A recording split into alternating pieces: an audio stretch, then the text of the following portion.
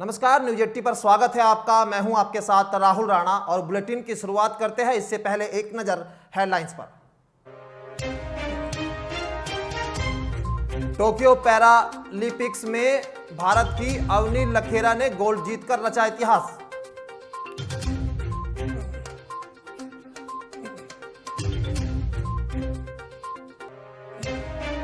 और मथुरा कृष्ण जन्माष्टमी के मौके पर निकाली गई शोभा यात्रा।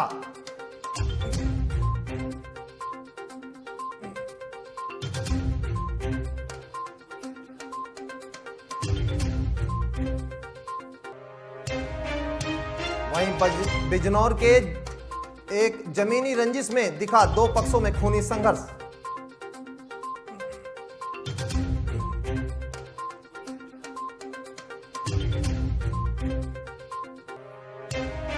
सीएम पहुंचे मथुरा। 3 दिवसीय कृष्ण जन्म महोत्सव में भाग लेंगे सीएम योगी। और रुक करते हैं मथुरा से आई इस बड़ी खबर का, जहां सीएम योगी के भाषण के दौरान एक बड़ा हादसा टला है। इस वक्त की बड़ी खबर आपकी स्क्रीन पर मथुरा से बता रहे हैं, जहां सीएम योगी के भाषण के दौरान एक बड़ा हादसा टला है। योगी के भाषण के दौरान रामलीला मैदान में शॉर्ट सर्किट हुआ है। इस वक्त की बड़ी खबर आपकी स्क्रीन पर। पंडाल के ऊपर लगी डेकोरेशन लाइट में आग लग गई और यह हादसा उस वक्त हुआ जब सीएम योगी अपना भाषण दे रहे थे और उसी दौरान जो है वहां शॉर्ट सर्किट की वजह से यह हादसा हुआ है। बड़ा हादसा टला है। सीएम योगी जब उस समय मथुरा में भाषण दे रहे थे और आज जन्माष्टमी के कार्यक्रम पर मथुरा में पहुंचे हुए सीएम योगी। इस वक्त की बड़ी खबर आपकी स्क्रीन पर। मथुरा से इस वक्त की बड़ी खबर आपको बता रहे हैं, जहां पर लगातार सीएम योगी वहां पहुंचे थे और सीएम योगी के पहुंचने के बाद वहां पर शॉर्ट सर्किट की वजह से बड़ा हादसा टला है। इस वक्त की बड़ी खबर आपकी स्क्रीन पर मथुरा से हम लगातार बता रहे हैं, जहां पर एक पंडाल में शॉर्ट सर्किट की वजह से यह बड़ा हादसा टला है। मथुरा में दरअसल जो है सीएम योगी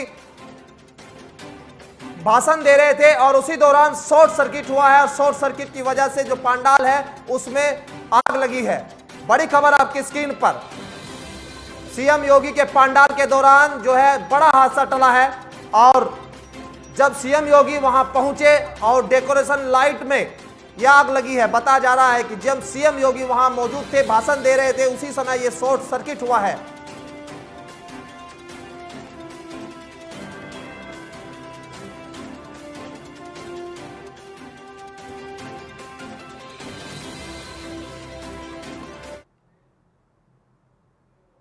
और मथुरा से खबर है, जहां कृष्ण जन्माष्टमी के मौके पर शोभा यात्रा निकाली गई है। मथुरा में आज कृष्ण जन्माष्टमी के अवसर पर श्री सेवा समिति द्वारा शोभा यात्रा निकाली गई। इस साल मथुरा में पहली बार भगवान श्री कृष्ण की नगरी में यह शोभा यात्रा निकाली गई है। इस कृष्ण उत्सव शोभा यात्रा का शुभारंभ झंडी दिखाकर ऊर्जा मंत्री श्रीकांत शर्मा ने किया और शोभा यात्रा के दौरान भव्य और दिव्य झांकियां देखने को मिली है।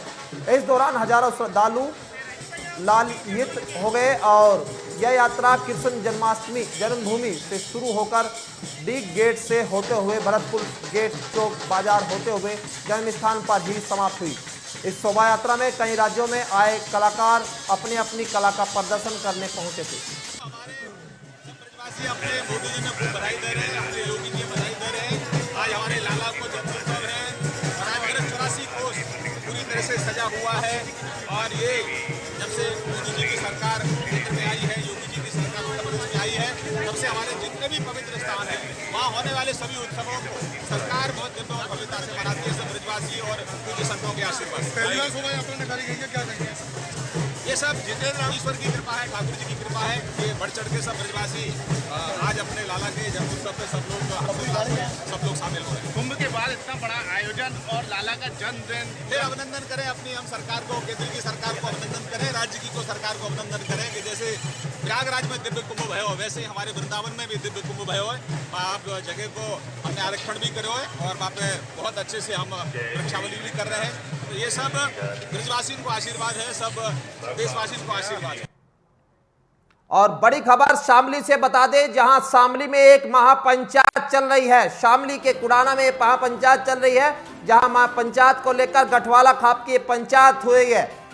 मुजफ्फरनगर में 5 सितंबर को होनी है महापंचायत, उसी को लेकर यह तैयारी चल रही है। गठवाला खाप के चौधरी बाबा राजेंद्र मलिक भी इस पंचायत में मौजूद है। खाप के सभी थानेदार भी पंचायत में शामिल है और गठवाला खाप के निर्णय पर टिकी है पूरे देश की नजरें। इस वक्त की बड़ी खबर आपकी स्क्रीन पर, शामली में खाप पंचायत आयोजित की जा रही है। इस खाप पंचायत में खाप चौधरी और खाप थानेदार मौजूद है। गठवाला खाप के चौधरी राजेंद्र मलिक भी इस पंचायत में मौजूद है। बताया जा रहा था कि राजेंद्र मलिक इस पंचायत से खुश नहीं थे, लेकिन साफ तौर पर आज ये तस्वीरें देखने को मिली है, वहां पर भी राजेंद्र मलिक भी वहां पर पहुंचे हैं। और गठवाला खाप की ये पंचायत है जहां नरेश टिकैत और हरेंद्र मलिक जो कांग्रेस के नेता है वो भी इस पंचायत में शामिल है। और 5 सितंबर को ये पंचायत होने जा रही है महापंचायत मुजफ्फरनगर में, उसी को देखते हुए तैयारी है। और इसी खबर पर बातचीत करने के लिए सरवन सैनी जुड़ चुके हैं। सरवन, क्या जानकारी है इसको लेकर? खाप पंचायत हो रही है एक शामली में। जी, जिस तरह से पूरे पश्चिमी उत्तर प्रदेश में पिछले काफी समय से कृषि आंदोलन को लेकर लगातार जो है आंदोलन हो रहे हैं, जो कृषि कानून है उनके विरोध में किसान लामबंद हो रहे हैं, तो वहीं जो है मुजफ्फरनगर में आने वाली 5 तारीख को एक महापंचायत का आयोजन किया गया था, जिसमें जानकारी मिल रही थी कि गठवाला खाप के जो चौधरी हैं राजेंद्र मलिक, वो नाराज चल रहे हैं। उन्होंने पंचायत में न जाने का फैसला किया है। उसी को मनाने के लिए जो है नरेश टिकैत जी वहां पहुंचे थे। लेकिन आज एक पंचायत कुड़ाना में, शामली के कुड़ाना में आयोजित की जा रही है, जिसमें जो है संभावना जताई जा रही है कि जो है गठवाला खाप के जो चौधरी है राजेंद्र मलिक, वह किसान जो आंदोलन है महापंचायत जो होने वाली है मुजफ्फरनगर में पहुंचेंगे। चलिए, बहुत शुक्रिया तमाम बातचीत करने के लिए। और मुजफ्फरनगर में 5 सितंबर को जो पंचायत होने जा रही है उसी को देखते हुए आज ये पंचायत शामली के कुड़ाना में हुई। और अगली खबर, टोक्यो में खेल जा रहे पैरालंपिक्स में भारत की अवनी लखेरा ने शूटिंग में गोल्ड मेडल जीत लिया है। बड़ी खबर आपको बता रहे हैं, 19 साल की शूटर अवनी लखेरा ने महिलाओं के 10 मीटर एयर राइफल में क्लास SH1 में पहला स्थान हासिल किया है। उन्होंने 249.6 का स्कोर बनाया और प्रथम रही। पैरालंपिक्स में अब तक के इतिहास में भारत की तरफ से शूटिंग में यह पहला स्वर्ण पदक।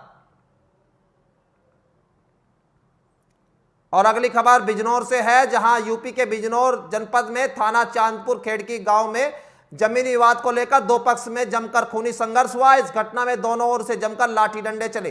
करीब 1 दर्जन से ज्यादा लोग घायल हुए हैं। इस खूनी संघर्ष में सूचना पाकर मौके पर पहुंची पुलिस ने सभी घायलों को अस्पताल में भर्ती कराया है और मामले की जांच शुरू कर दी है।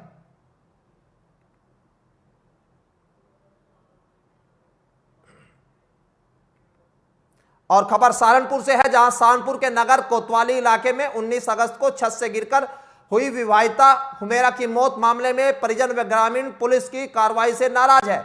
इस नाराजगी के चलते आज हुमेरा के परिजन ग्रामीणों के साथ SSP के बंगले पर पहुंचे और घेराव किया। हाथों में बैनर पोस्टर लिए लोगों ने हुमेरा के पति व ससुराल वालों के लिए फांसी की मांग की है। SSP बंगले पर घेराव कर रहे परिजनों का कहना है कि हुमेरा की उसके पति व ससुराल वालों ने छत से धक्का देकर हत्या कर दी है और ससुराल पक्ष के लोगों ने अक्सर हुमेरा का दहेज के लिए उत्पीड़न करते थे। ससुराल जनों द्वारा पहले उसके साथ मारपिटाई की, मारपिटाई करके उसे छत से नीचे धक्का दे दिया। उस मामले में पुलिस प्रशासन का हमें अब तक कोई सहयोग नहीं मिला। एक मुलजिम को अरेस्ट कर लिया था, सरेंडर करा गया सेटिंग के द्वारा। और जी 2 की हम बार बार लोकेशन दे रहे और कि हम खुद चल रहे साथ में, CO साहब बिल्कुल भी हमें रेस्पॉन्स नहीं दे रहे जो इस केस के IO। ऊपर से हमें दबाव डाला जा रहा, कॉम्प्रोमाइज़ के लिए कहा जा रहा बार बार। लेकिन हमें इंसाफ चाहिए। हमारी बहन को बुरी तरीके से मारा, जो भी उसके हत्यारे उन्हें फांसी मिले, जो जिससे आज के बाद किसी और की धी बेटी के साथ गलत ना हो। आज अब यहाँ आए थे, कप्तान साहब ने बहुत अच्छी बात की। कप्तान साहब ने हमें बहुत तसल्ली दी और पूरा आश्वासन दिया कि कार्रवाई होगी। तो कप्तान साहब से हमें बहुत उम्मीद है और हमें इंसाफ मिलेगा। एक महिला की संदिग्ध परिस्थितियों में, विवाहिता महिला की संदिग्ध परिस्थितियों में मृत्यु हुई थी, जिसमें उनके परिजनों द्वारा दहेज हत्या का एक मुकदमा पति, उसके मृतका के देवर और उसके ननद के खिलाफ लिखाया गया था। पति की अरेस्ट उसमें हो गई थी, ननद और देवर की अरेस्ट अभी बाकी थी। उसी को लेकर आज लोग आए थे कि उसमें अरेस्ट तेज़ी से किया जाए। संबंधित थाना प्रभारी और जो उसके विवेचक क्षेत्राधिकारी उनको बताया गया कि इसको जल्दी से जल्दी जो शेष। और खबर पर बातचीत करने के लिए लियाकत पुंडीर जुड़ चुके हैं हमारे संवाददाता सहारनपुर से। लियाकत, क्या जानकारी है इसको लेकर जो नवविवाहिता की ये हत्या का मामला सामने आ रहा है?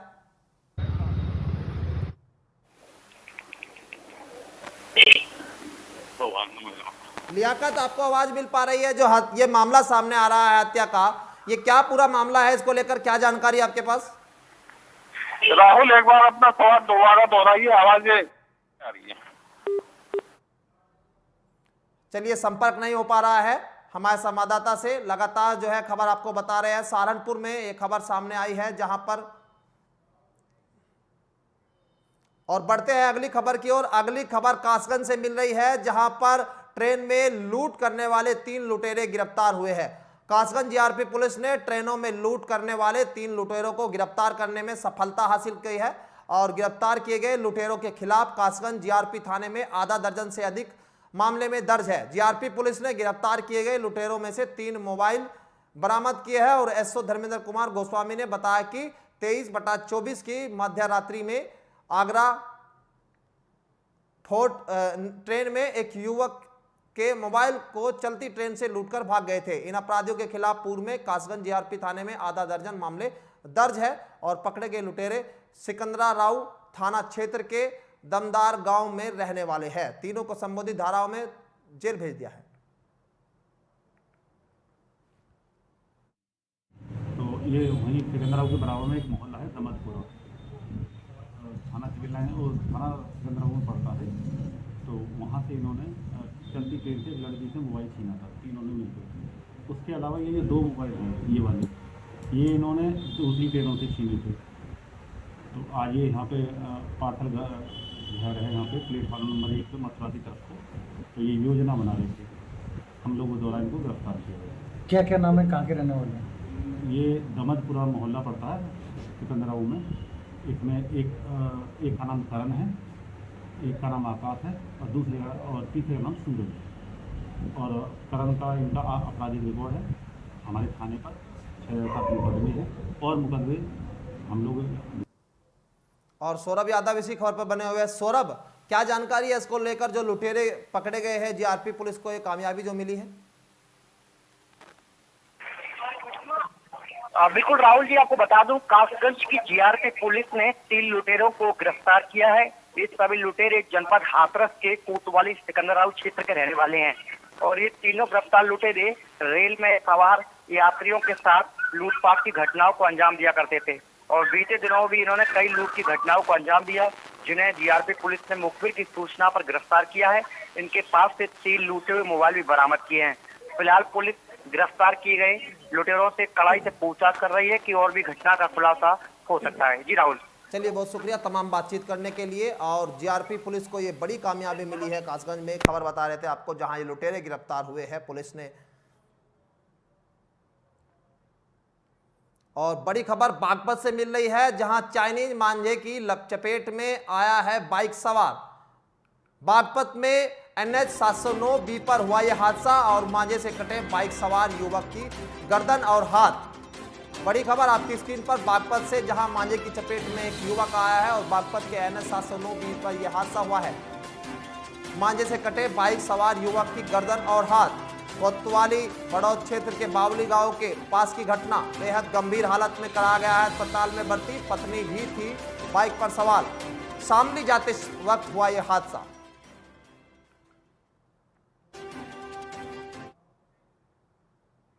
और बढ़ते हैं अगली खबर की ओर। अगली खबर मुजफ्फरनगर से मिल रही है जहां पुलिस ने 2 वाहन चोरों को गिरफ्तार किया है।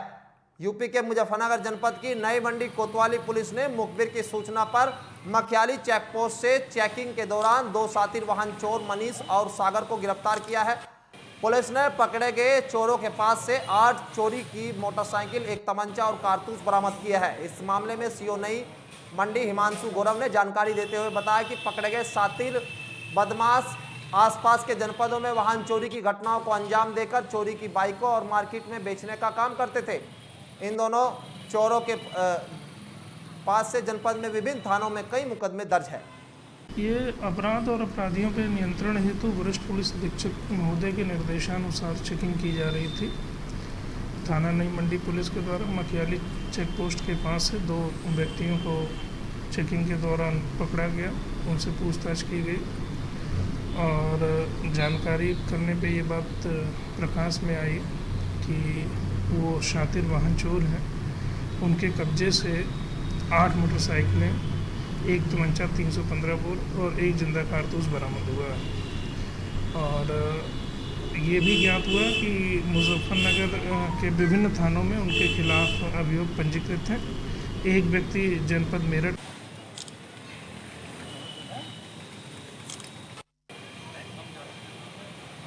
ये जो बाइक चोरी करने वाले जो गिरोह है उसका खुलासा पुलिस ने किया है और जनपद के विभिन्न थानों में इनके ऊपर मुकदमे दर्ज है। सीओ नई मंडी गौरव ने जानकारी देते हुए बताया कि शातिर बदमाश आसपास के जनपदों में वाहन चोरी की घटनाओं को अंजाम देकर बाइकों को मार्केट में चोरी कर बेचते थे। इन दोनों वाहन चोरों पर जनपद के कई थानों में मुकदमे दर्ज है और ये बड़ी सफलता मिली है पुलिस को।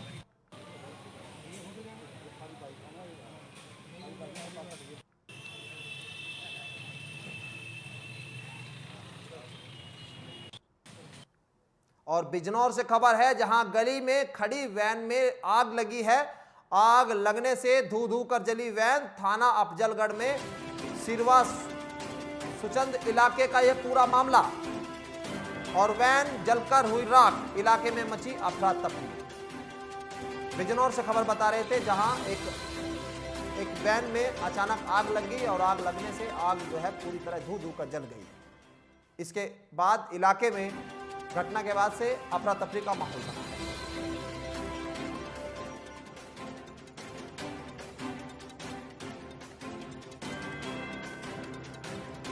और खबर बिजनौर से बता रहे हैं जहां गली में खड़ी वैन में आग लगी है। आग लगने से धू धू कर जली वैन। थाना अफजलगढ़ में सिरवा सुचंद इलाके का यह पूरा मामला है। वैन जलकर राख हो गई है। इलाके में इसको लेकर अफरा तफरी का माहौल।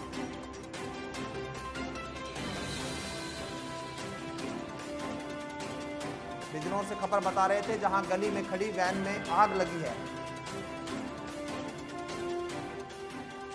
धू धू कर जली वैन और थाना अफजलगढ़ इलाके के सिरवा सुचंद इलाके का ये पूरा मामला।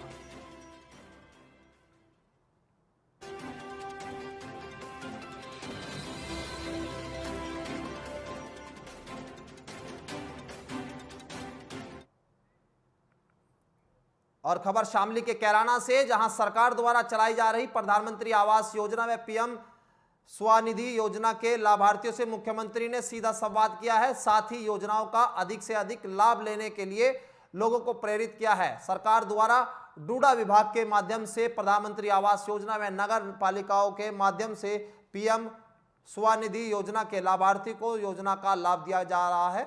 सोमवार को लाभार्थी से मुख्यमंत्री योगी आदित्यनाथ ने वर्चुअल संवाद किया है और जिसके चलते कैराना नगर पालिका सभागार कक्ष में पालिका चेयरमैन हाजी अनवर हसन व अधिशासी अधिकारी उद्भव त्रिपाठी के अध्यक्षता में मुख्यमंत्री के वर्चुअल संवाद कार्यक्रम का आयोजन किया। अच्छी सरकार है, अच्छे काम कर रही।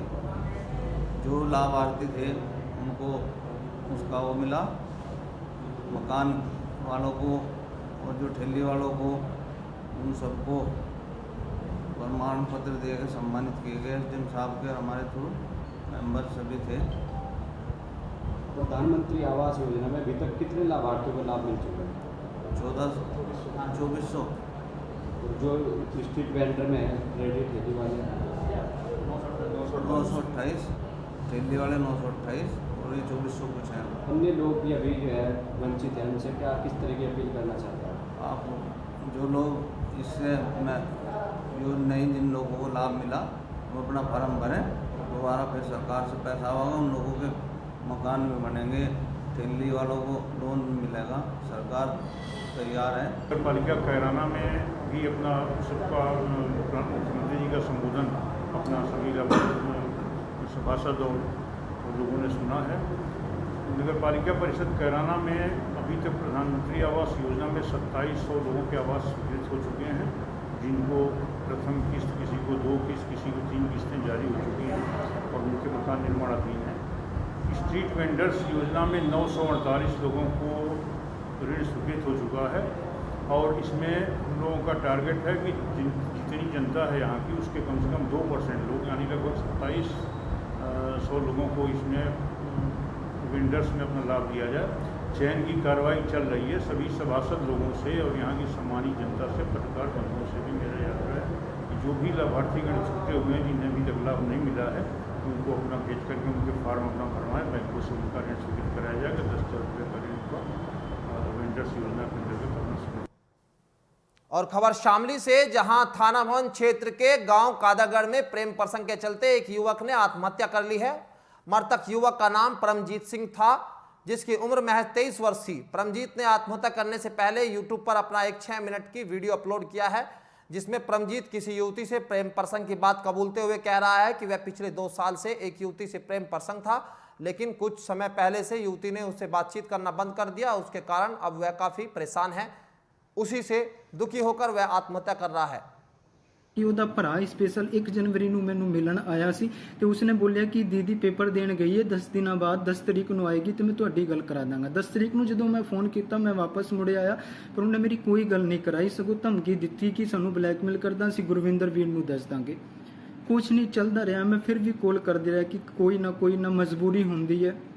ਮੈਂ 26 ਜਨਵਰੀ ਨੂੰ ਜਦੋਂ ਅਸੀਂ ਕਿਸਾਨ ਅੰਦੋਲਨ ਦੇ ਵਿੱਚ ਸੀ ਉਦੋਂ ਵੀ ਫੋਨ ਕੀਤਾ कि भाई इतने हंगामा हो गया, उदो भी उन्हें कोई कॉल नहीं चक्या। मेरा भाई सरदार जी यहाँ से चले गए थे कुछ टाइम पहले। अच्छा। मैं बाहर ही कुछ काम करते थे, गुरबानी देखते थे, तो वहीं पे रहते थे। कोई लड़की का मैटर वो था उनको, कोई इस वजह से उन्होंने सुसाइड कर लिया, तो कोई पता नहीं लग पा रहा। कोई परिवार को उसका सबको लेने गया है कोई पटना? वो दिल्ली से पटना गया था कि उसको पता लगा लड़की है वहाँ पे, वो उसके से मिलने के लिए गया था, तो नहीं पता लड़की ने बुलाया था उसको या खुद ही गया था मिलने। ये कुछ पता नहीं कोई सगैर के साथ कुछ घटना हुई हो? और सरवन जुड़ चुके हैं शामली से, हमारे संवाददाता। सरवन, क्या अपडेट है इसको लेकर? आत्महत्या की है युवक ने। जी, ये पूरा मामला जो है जनपद शामली के थाना भवन क्षेत्र के गांव कादरगढ़ के रहने वाले एक युवक परमजीत का है, जहां युवक परमजीत सन 2013 में घर से चला गया था और घर वालों की जानकारी के अनुसार वह रुद्रपुर गया था, जिसके बाद से वह लगातार गुरुद्वारे में रह रहा था और यहाँ के बाद वह दिल्ली किसी गुरुद्वारे में रह रहा था। अभी एक दिन पहले ही बिहार पुलिस ने उनको सूचना दी कि परमजीत नाम के एक व्यक्ति ने आत्महत्या कर लिया है। हालांकि इसकी एक वीडियो भी सोशल मीडिया यूट्यूब पर परमजीत ने खुद ही अपलोड किया है, जिसके बाद उसने आत्महत्या की है। अब घर वालों का कहना है कि उनकी पिछली बार जो बात हुई थी वो रक्षाबंधन के दिन हुई थी, उसके बाद से उनका संपर्क नहीं हो पा रहा था। अब घर वाले जो है इसके शव को लेने के लिए बिहार में गए हैं, अब उसके बाद ही पूरी जानकारी मिल पाएगी। चलिए, बहुत बहुत शुक्रिया तमाम बातचीत करने के लिए सरवन। और खबर बता रहे थे शामली से, जहां पर एक युवक ने प्रेम प्रसंग के चलते आत्महत्या की है। और आज मथुरा में श्री कृष्ण जन्म अवसर पर यूपी के मुख्यमंत्री सीएम योगी आदित्यनाथ भगवान श्री कृष्ण के 3 दिवसीय जन्म महोत्सव में भाग लेने के लिए मथुरा पहुंचे। सीएम रामलीला मैदान में चल रहे कृष्ण जन्म महोत्सव में सांस्कृतिक कार्यक्रम में शामिल हुए और आदित्यनाथ ने मथुरा में एक कृष्ण जन्म स्थान पर भगवान के दर्शन तथा पूजा अर्चना भी की है। इस कार्यक्रम में सीएम योगी के साथ ऊर्जा मंत्री श्रीकांत शर्मा, कैबिनेट मंत्री लक्ष्मी नारायण चौधरी और विधायक पूरन प्रकाश समेत कई अन्य वरिष्ठ नेता भी मौजूद रहे। और खबर सहारनपुर से है, जहां जिले में पुलिस ने कुछ दिन पहले हुई महिला की हत्या का खुलासा किया है। पुलिस ने इस मामले में 3 हत्यारों को गिरफ्तार किया है। हत्यारों के पास से कत्ल में इस्तेमाल हुए हथियार बरामद हुए हैं। सहारनपुर जनपद में बीते 18 अगस्त को तेजपाल सैनी निवासी पिलखनी द्वारा बिहारीगढ़ में थाने में अपनी पुत्री सोनिया के गुमशुदगी की रिपोर्ट दर्ज कराई थी। 22/8 को एक महिला का शव वहाँ जो मिलने की जो जयंतीपुर में मिलने की सूचना मिली थी, तो फिर वहाँ का पुलिस ने मौके पे पहुंचकर पंचायतनामा पोस्टमार्टम कराया था। और उसके बाद वो जो पहचान होने के बाद उसका ऑलरेडी मुकदमा बिहारीगढ़ में लिखा था। इस संबंध में टीम गठित किया गया था हमारे टीम द्वारा, जिसमें इस मर्डर का सफल अनावरण करते हुए 3 आरोपियों को गिरफ्तार कर लिया गया है। इसमें 3 लोग हैं, राम सिंह, भगवान सिंह और धर्मवीर। और कारण यही बताया है कि भगवान सिंह और धर्मवीर ने इस लड़के को राम सिंह के साथ शादी करने के लिए लेके गए थे और वो राम सिंह के साथ रहने लगे थे। 1-2 दिन के बाद वो लड़की अपने घर जाने के बाद कहीं नहर के पास इन लोगों ने मिलकर उसको मारा था। तो तीनों ने जुर्म को कबूल किया है और आला कत्ल भी बरामद हुआ है और नियमानुसार इनको लिखा-पढ़ी करके माननीय न्यायालय के सामने पेश किया जाए। और बड़ी खबर आपको बता दें लखनऊ से, जहां आम आदमी पार्टी की तिरंगा यात्रा पर मुकदमा दर्ज हुआ है। प्रभारी संजय सिंह व शिक्षा मंत्री मनीष सिसोदिया पर यह मुकदमा दर्ज हुआ है। आप कार्यकर्ताओं ने बीजेपी के प्रदेश सरकार पर गंभीर आरोप लगाए हैं। आम आदमी पार्टी लोकतंत्र की हत्या कर रही है, योगी सरकार ने कहा है। और वहीं आम आदमी पार्टी की तिरंगा यात्रा पर मुकदमा दर्ज हो गया है। और अभिषेक शर्मा जुड़ चुके हैं इसी खबर पर बातचीत करने के लिए। अभिषेक, ये जो मुकदमा दर्ज हुआ है आगरा में, क्या पूरा मामला है? जी, आपको बता दें कि कल आम आदमी पार्टी के द्वारा पहले से ही ये तिरंगा यात्रा का कार्यक्रम किया जा रहा है जगह जगह पर, और आगरा में कल कार्यक्रम किया गया तो वहाँ पे जन सैलाब उमड़ पड़ा। इसी पे आरोप लगाते हुए आम आदमी पार्टी के प्रदेश अध्यक्ष अभयजीत सिंह ने कहा कि योगी सरकार ने बदले की भावना से हमारे ऊपर मुकदमा दर्ज करवाया है। बिल्कुल, कहीं ना कहीं जो है ये आरोप लगाए जा रहे हैं बीजेपी के ऊपर कि ये बदले की भावना से कार्रवाई की गई है। आपको बता दें कि कल आगरा में ये तिरंगा यात्रा निकाली गई थी, जिसके बाद से मुकदमा किया गया है। अब बीजेपी की ओर से ये कार्रवाई देखी गई है। बहुत बहुत शुक्रिया तमाम बातचीत करने के लिए। और अगली खबर का रुख करते हैं। अगली खबर भी जो है लखनऊ से हमें मिल रही है। अगली खबर लखनऊ से मिल रही है, जहां सहायक अध्यापक भर्ती के आंदोलनकारियों के मध्य पहुंचे अजय कुमार लल्लू। शिक्षक अभ्यर्थियों के न्याय के लिए संघर्ष करेगी अजय कुमार लल्लू, ये कहा है। योगी सरकार ने पिछड़े हुए दलितों के साथ अन्याय किया, ये आरोप लगाए हैं कांग्रेस की ओर से। शिक्षक अभ्यर्थी के न्याय के लिए संघर्ष करेगी अजय लल्लू का ये बयान सामने आया लखनऊ से। बड़ी खबर आपकी स्क्रीन पर, पिछले वर्ग के अभ्यर्थियों के साथ सहायक अध्यापक भर्ती में अन्याय हुआ है। और आपको बता दें, सहायक अध्यापक भर्ती के आंदोलनकारियों के मध्य इको गार्डन पहुंचे प्रदेश कांग्रेस अध्यक्ष अजय कुमार लल्लू ने यूपी की योगी सरकार पर जमकर हमला बोला है। अभिषेक शर्मा जुड़ चुके हैं खबर पर बातचीत करने के लिए। अभिषेक, आज जो कांग्रेस की ओर से यह हमला किया गया है शिक्षक भर्ती को लेकर, एक बार फिर यह मामला उभरता दिख रहा है। जी, आपको बता दें राहुल जी कि जिस तरह से शिक्षक भर्ती आंदोलन हुआ है, इसकी मुख्य वजह है कि जो अभ्यर्थी हैं वो आरोप लगा रहे हैं कि 69,000 की शिक्षक भर्ती का जो चयन किया गया उसमें जाति समीकरण जो आरक्षण होता है उसके साथ भेदभाव किया गया।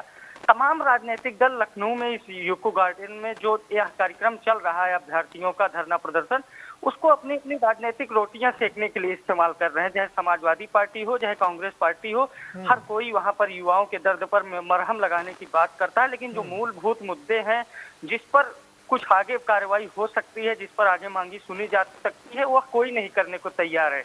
अजय राय लल्लू पहुंचे, इसके पहले प्रियंका गांधी पहुंची, चंद्रशेखर आजाद पहुंचे, तमाम नेता आते जा रहे हैं। लेकिन वहां पर अभी भी जो छात्रों की मूल समस्या है उसको सुनने को न सरकार तैयार है और न ही सरकार के नुमाइंदे तैयार हैं। हालांकि विपक्षी नेता लगातार वहां पर पहुंच रहे हैं। अजय राय लल्लू ने वहां पर पहुंचे अजय राय लल्लू, तो उन्होंने आरोप लगाया कि 69,000 शिक्षक भर्ती में जो छात्रों की मांग है कि पिछड़े वर्ग के साथ धोखाधड़ी की गई, उनके साथ जो चयन की प्रक्रिया थी उसमें भेदभाव हुआ, तो उसी मांग को उन्होंने आगे रखा और छात्रों के बीच में अपना समय दिया। लेकिन जिस तरह से इस मुद्दे पर राजनीति हो रही है, अभी फिलहाल कुछ समय पहले योगी आदित्यनाथ जो यूपी के सीएम हैं, उन्होंने कहा था कि छात्र किसी राजनीतिक दल के बहकावे में ना आए, वरना अगर सरकारी संपत्तियों को नुकसान पहुंचाई गई प्रदर्शन के दौरान, तो फिर मुकदमा पंजीकृत किया जाएगा।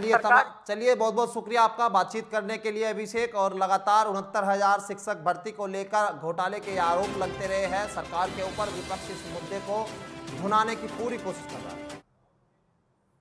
और फिलहाल इस बुलेटिन में मेरे साथ बस इतना ही। देश और प्रदेश की तमाम खबरें देखने के लिए बने ये आप न्यूज़ 80 के साथ। नमस्कार।